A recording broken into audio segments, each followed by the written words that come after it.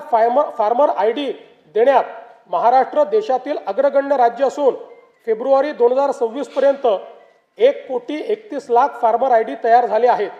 या योजनेत आम्ही आदिवासी वनपट्टेधारक शेतकरी यांचा देखील समावेश करत आहोत। कृषी समृद्धी योजनेअंतर्गत सन 2026-27 ते सन 2029-30 या 4 वर्षाच्या कालावधीत राज्यातील कृषी क्षेत्रात भांडवली गुंतवणूक वाढवून पायाभूत सुविधा निर्माण करण्यात येतील।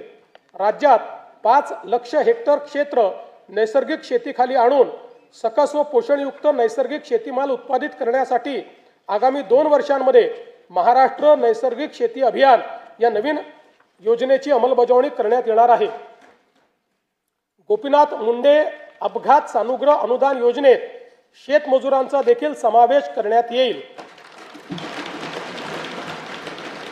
राज्याच्या कृषी उत्पन्नात पशुपालनाचा वाटा 25% आहे। ही व्याप्ती वाढवण्यासाठी आम्ही मुख्यमंत्री ग्रामीण पशुधन उद्योजक योजना सुरू करत आहोत। पशुसंवर्धन आणि मत्स्य व्यवसायाला आता कृषी समकक्ष दर्जा देण्यात आला आहे। त्यामुळे या क्षेत्रालाही शेतीप्रमाणे सर्व पायाभूत सुविधा आणि सवलती मिळतील, ज्यामुळे मत्स्य आणि पशुजन्य उत्पादनात मोठी वाढ होईल। संयुक्त राष्ट्र संघटनेने हे वर्ष आंतरराष्ट्रीय महिला शेतकरी वर्ष म्हणून घोषित केले आहे। त्यानिमित्त महिला गोपालक, कुक्कुटपालक आणि शेळीपालकांसाठी आम्ही विशेष प्रोत्साहनपर कार्यक्रम राबविणार आहोत।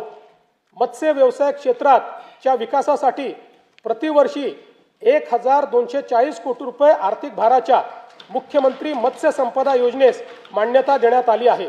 या योजनेमुळे राज्यातील मच्छीमारांचे आर्थिक व सामाजिक विकासाबरोबरच पायाभूत सुविधा निर्मितीमुळे मत्स्य उत्पादनात वाढ होणार आहे। मुख्यमंत्री ग्राम सडक योजना टप्पा 1 अंतर्गत 97% कामे 30,000 किलोमीटरपेक्षा जास्त पूर्ण झाली असून उर्वरित कामे मार्च 2026 पर्यंत पूर्ण करण्याचे नियोजन आहे। टप्पा 2 अंतर्गत 2,450 किलोमीटर रस्त्यांची कामे पूर्ण झाली असून उर्वरित कामे प्रगतीपथावर आहे। आता आम्ही टप्पा 3 घोषित करत असून